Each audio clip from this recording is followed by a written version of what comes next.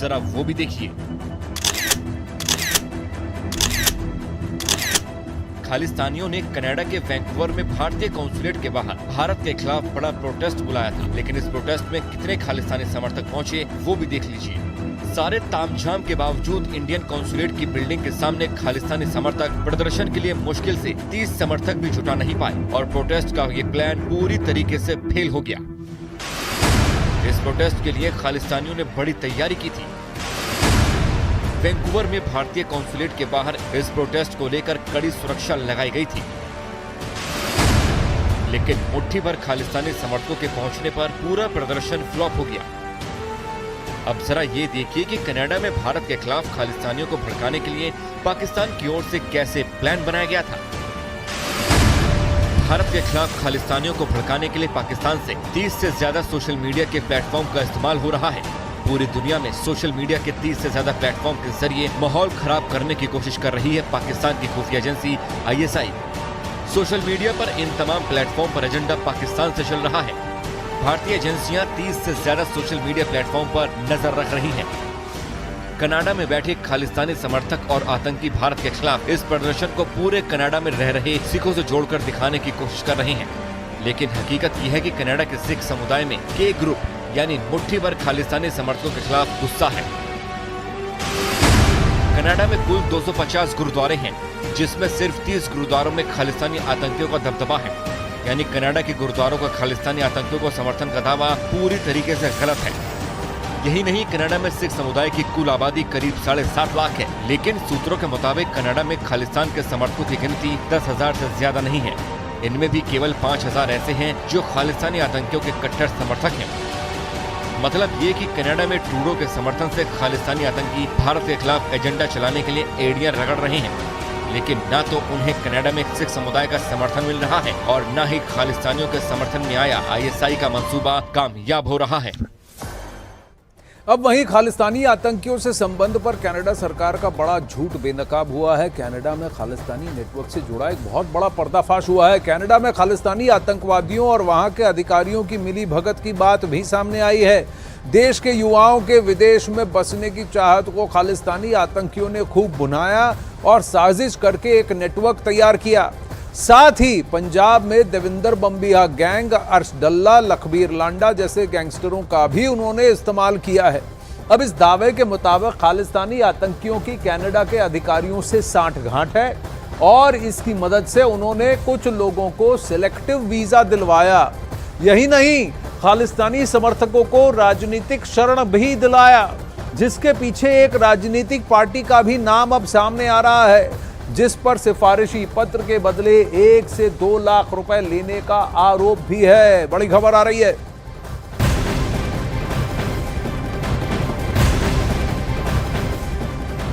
Canada में बैठे खालिस्तानी आतंकियों की फंडिंग पर बहुत बड़ा पर्दाफाश हुआ है और इसका पाकिस्तान कनेक्शन भी अब सामने आ रहा है। सूत्रों के मुताबिक ड्रोन के जरिए पंजाब में ड्रग सप्लाई होती है। इससे होने वाली कमाई का हिस्सा कनाडा में बैठे आतंकियों तक भी जाता है। इसी पैसे के दम पर खालिस्तानी आतंकी कनाडा में भी नशे का कारोबार बढ़ा रहे हैं। तमाम सबूत होने के बावजूद कनाडा सरकार चुप्पी साधे हुए है।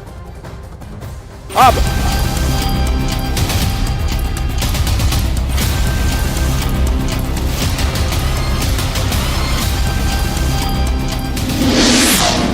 खालिस्तानी आतंकियों पर बड़ा पर्दाफाश।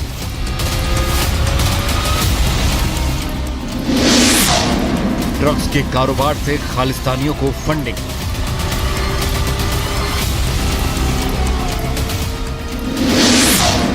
ड्रग्स के पैसों से आतंकी साजिश। खालिस्तानी आतंकियों के खिलाफ पंजाब से कनाडा तक जारी जांच में हर रोज नया पर्दाफाश हो रहा है। जांच के दौरान एक और नया और अब तक का सबसे बड़ा पर्दाफाश हुआ है। अब खालिस्तानी आतंकियों का ड्रग्स एंगल सामने आया है। विदेश में बैठे खालिस्तानी आतंकी और पाकिस्तानी खुफिया एजेंसी ISI के इशारे पर भारत में ड्रग्स का अरबों का कारोबार चला रहे हैं। इसके बाद जहर बेचकर कमाए इन पैसों को हवाला के जरिए विदेशों में भेजा जाता है, जहां से पंजाब और भारत के कोने कोने में माहौल खराब करने के लिए टेरर फंडिंग की जाती है। ISI लगातार कश्मीरी और खालिस्तानी आतंकियों को एकजुट करके पंजाब और देश के अन्य हिस्सों में माहौल खराब करने की कोशिश कर रहा है। पंजाब में ड्रोन के जरिए पाकिस्तान से बड़े पैमाने पर ड्रग्स पहुंचाए जाते हैं, जिसके बाद गैंगस्टर आतंकी गठजोड़ इसमें अहम भूमिका निभाता है।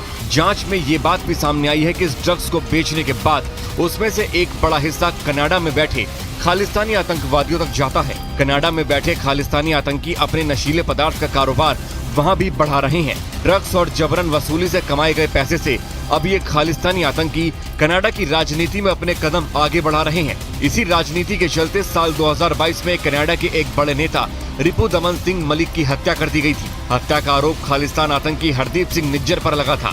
वहीं कनाडा सरकार ने तमाम सबूत होने के बावजूद हरदीप सिंह निज्जर के खिलाफ कोई कार्रवाई नहीं की थी।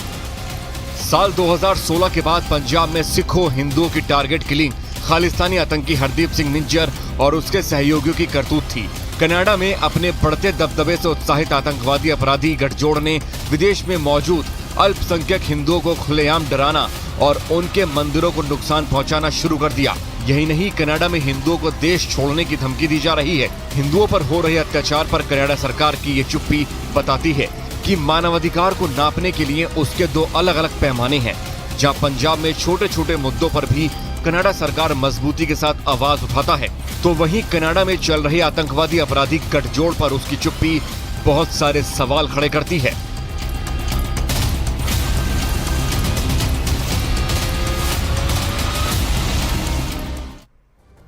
अब आपके मन में सवाल होगा कि आखिर कनाडा से खालिस्तानी कैसे भारत के खिलाफ प्रोपेगेंडा चलता है और इतने बड़े नेटवर्क को चलाने में उनकी मदद कौन करता है और उनकी फंडिंग कैसे होती है।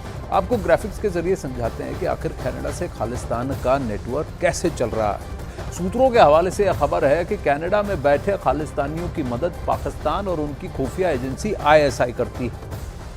अब इनकी मदद से खालिस्तानी आतंकी ड्रग्स की तस्करी पंजाब में करते हैं। इसके लिए कभी सीमा पार से घुसपैठ की जाती है तो कभी ड्रोन का प्रयोग किया जाता है। ये देखिए, और फिर पंजाब में ड्रग्स के कारोबार से पैसे जुटाए जाते हैं और यही पैसा कनाडा में बैठे खालिस्तानियों तक पहुंचता है और इन पैसों का प्रयोग करके खालिस्तानी भारत के खिलाफ प्रोपेगेंडा चलाते हैं और ये खालिस्तानी साजिश रचते हैं। अब वहीं खालिस्तानी आतंक की कमर तोड़ने के लिए NIA ने गुरपतवंत सिंह पन्नू के खिलाफ एक नई रिपोर्ट तैयार की है, जिसके जरिए पन्नू पर शिकंजा कसा जाएगा। देश में कई जगह पन्नू के करोड़ों की संपत्ति जब्त करने के बाद NIA ने नया डॉसियर तैयार किया है। सूत्रों के मुताबिक NIA ने पन्नू पर आतंकवाद फैलाने और आतंकी गतिविधि में शामिल होने का आरोप लगाया है। साथ ही युवाओं को कट्टरपंथी बनाने के लिए साइबर स्पेस का गलत इस्तेमाल करने का आरोप भी लगाया है। NIA की रिपोर्ट के मुताबिक पन्नू ने देश की एकता और अखंडता को चुनौती दी है। पन्नू पर भारतीय राजनयिकों और अधिकारियों को धमकाने का भी आरोप है। साथ ही कनाडाई हिंदुओं को धमकाया और उन्हें कनाडा छोड़ने की धमकी दी। पन्नू एक अमेरिकन सिटीजन है और कनाडा वासियों को धमकी दे रहे हैं। सोचिए।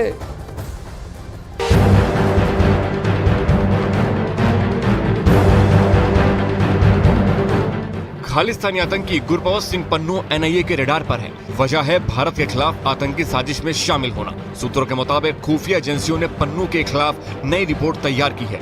इस रिपोर्ट में पन्नू की खालिस्तानी साजिश का जिक्र है। इस रिपोर्ट में पन्नू के नए इस्लामिक देश बनाने की साजिश का पर्दाफाश है। इस रिपोर्ट में बताया गया है कि वो कैसे मुस्लिम लड़कों को भारत के खिलाफ भड़का रहा था। सूत्रों के मुताबिक भारत के खिलाफ साजिश रचने और देश विरोधी गतिविधियों में शामिल होने को लेकर गुरपतवंत सिंह पन्नू के खिलाफ 16 मामले दर्ज हैं। उसके खिलाफ पंजाब के सरहिंद में UAPA के तहत मामला दर्ज है। यही नहीं, उस पर अमृतसर में भी UAPA के तहत मामला दर्ज है। देश की राजधानी दिल्ली में भी उसके खिलाफ UAPA के तहत 4 मामले दर्ज हैं। गुरुग्राम में भी उसके खिलाफ UAPA के तहत केस दर्ज है। हिमाचल के धर्मशाला में भी उसके खिलाफ UAPA के तहत केस दर्ज है। NIA ने भी उसके खिलाफ UAPA के तहत केस दर्ज किया है, क्योंकि दावा है कि गुरपतवंत सिंह पन्नू लगातार भारत के खिलाफ लोगों को भड़का रहा है और कई ऐसे इनामों की घोषणा कर चुका है जिससे भारत की छवि खराब कर सके और खालिस्तान का झंडा भारत में बुलंद हो। भारत पाकिस्तान बंटवारे के वक्त पन्नू 1947 में पाकिस्तान के खानकोट से अमृतसर आया था। भारत में रहते हुए उसने पंजाब यूनिवर्सिटी से लॉ की डिग्री ली। इसके बाद अमेरिका में अलगाववादी ग्रुप सिख फॉर जस्टिस का मुखिया बना। वो कई ऐसी गतिविधियों में शामिल रहा और पंजाब को भारत से अलग करने की साजिश रचता रहा। यही वजह है कि खुफिया एजेंसियों ने उस पर नकेल कसने की पूरी तैयारी कर ली है। यही वजह है कि एनआईए ने चंडीगढ़ और अमृतसर में उसकी संपत्तियों को जब्त कर लिया है। खुफिया सूत्रों का दावा है कि एनआईए की इस कार्रवाई की वजह से आतंकी पन्नू बुरी तरह भड़क गया। चंडीगढ़ और अमृतसर में संपत्तियों के जब्त होने के बाद उसने एक बार फिर भारत के खिलाफ जहर उगलना शुरू कर दिया।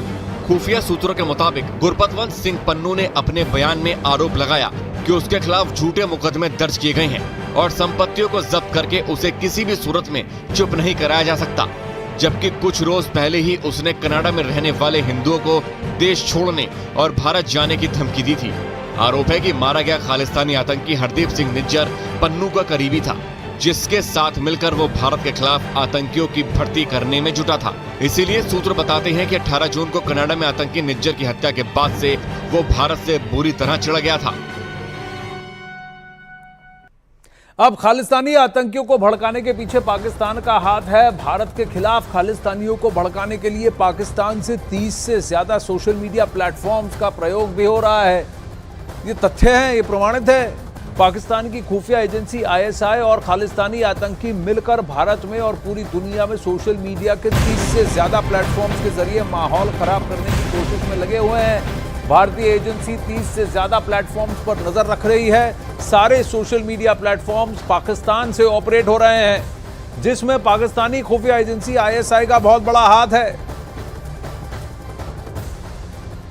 अब वहीं बौखलाए खालिस्तानी आतंकवादियों को अब पंजाब और दिल्ली पुलिस के अधिकारियों का डर सता रहा है, क्योंकि वो अब निशाने पर हैं। खुफिया एजेंसियों के सूत्रों का दावा है कि उनके निशाने पर पंजाब और दिल्ली पुलिस के अधिकारी और कर्मचारी हैं। न्यूज 18 के ओपी तिवारी की खबर के मुताबिक भारतीय प्रधानमंत्री नरेंद्र मोदी के आतंक को लेकर दिए गए ठोस जवाब और भारतीय सुरक्षा बलों की ताबड़तोड़ कार्रवाई से खालिस्तानी आतंकवादी बुरी तरह बौखला गए हैं। अब वहीं खालिस्तान का समर्थन कर कनाडा के प्रधानमंत्री जस्टिन ट्रूडो पूरी तरह से एक्सपोज हो गए हैं। एक एक करके कई देशों ने कनाडा से किनारा करना शुरू कर लिया है। नई लिस्ट में श्रीलंका का नाम है। श्रीलंका ने भारत का समर्थन करते हुए कनाडा को खरी खोटी सुना दी है। बांग्लादेश भी खालिस्तान के खिलाफ भारत के एक्शन का समर्थन कर चुका है। कई ऐसे देश हैं जिन्होंने कनाडा के पीएम का साथ छोड़ दिया है।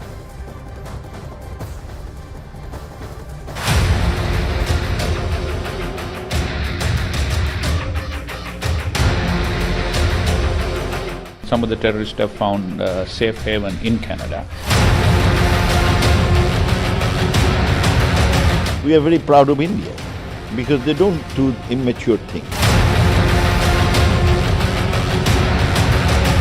The issue of safe havens and places to operate is being provided abroad, including in Canada. आतंक पर ट्रूडो का कनाडा एक्सपोज। न सबूत न प्रमाण, ट्रूडो का इंटरनेशनल अपमान।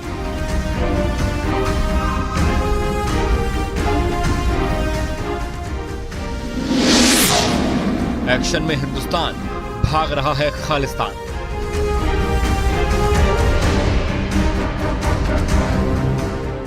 भारत पर बेबुनियाद आरोप लगाने वाला कनाडा अब पूरी दुनिया में अलग थलग पड़ता दिखाई दे रहा है। अपने ही देश में कनाडा के प्रधानमंत्री जस्टिन ट्रूडो से माफी मांगने की मांग की जा रही है। कनाडा में विपक्षी पार्टियों के सांसद जस्टिन ट्रूडो से सबूत मांग रहे हैं, लेकिन ट्रूडो ने जो बोला उसे साबित करने के लिए उनके पास कोई पुख्ता सबूत नहीं है। दुनिया के अधिकतर देश इस मुद्दे पर भारत के साथ खड़े दिखाई दे रहे हैं। श्रीलंका के विदेश मंत्री ने तो यहाँ तक कह दिया कि कनाडा आतंकवादियों का सुरक्षित ठिकाना बनता जा रहा है। And some of the terrorists have found safe haven in Canada. Canadian Prime Minister has this way of just coming out with some outrageous allegations without any supporting proof. The same thing they did for Sri Lanka. A terrible, total lie about saying that Sri Lanka had a genocide. Everybody knows there was no genocide in our country. हालांकि यही बात भारत पहले दिन से कह रहा है कि इस तरह के निराधार आरोप उन खालिस्तानी आतंकियों और चरमपंथियों से ध्यान हटाने की कोशिश है जिन्हें कनाडा में संरक्षण दिया गया है। Also the fact that it is being funded and supported, and we know this for some time from our western neighbor Pakistan. But The issue of safe havens and places to operate is being provided abroad, including in Canada. Bharat दुनिया का सबसे बड़ा लोकतंत्र है और हाल के समय में दुनिया भर में इसका प्रभाव पड़ा है। ऐसे में कनाडा के प्रधानमंत्री के आरोप ने दुनिया भर के नेताओं को हैरान कर दिया। कनाडा को उम्मीद थी कि इस मामले में उसे अपने पड़ोसी देश अमेरिका और भारत के साथ सीमा विवाद में उलझे चीन का साथ मिलेगा, लेकिन उसे निराशा ही हाथ लगी। अमेरिका ने भारत के खिलाफ कनाडा के आरोपों को बेहद चिंताजनक बताया, तो चीन ने इसे पश्चिमी देशों का पाखंड करार दिया। चीन ने इस विवाद को अमेरिका और पश्चिमी देशों के गठबंधन की साजिश करार दिया है। बांग्लादेश के विदेश मंत्री ने भी इस मुद्दे पर भारत का समर्थन किया। बांग्लादेश के विदेश मंत्री ने कहा कि हमें भारत पर गर्व है क्योंकि वह ऐसी ओछी हरकतें नहीं करता। कुल मिलाकर इस विवाद को शुरू करने वाले कनाडा के प्रधानमंत्री जस्टिन ट्रूडो अब अपने ही बुने जाल में फंसते दिखाई दे रहे हैं। दुनिया ट्रूडो से सबूत मांग रही है, लेकिन ट्रूडो के पास अपनी बेबुनियादी दलीलों को साबित करने वाला कोई सबूत मौजूद नहीं है।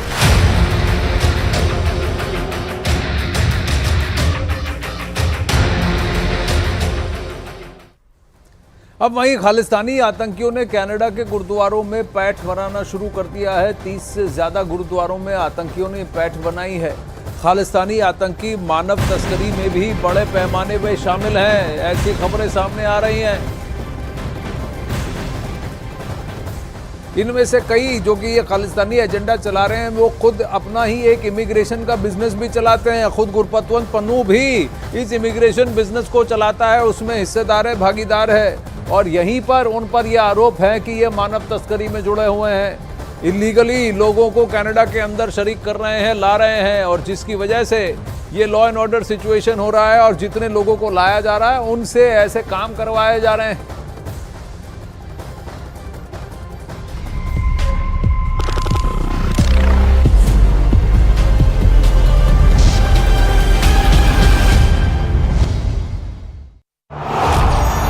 क्रिकेट वर्ल्ड का सबसे बड़ा कप विश्व कप जल्द आ रहा है हमारे हाथों में, क्योंकि जीतेगा भाई जीतेगा, जीतेगा भाई जीतेगा। सिर्फ न्यूज़ 18 इंडिया पर।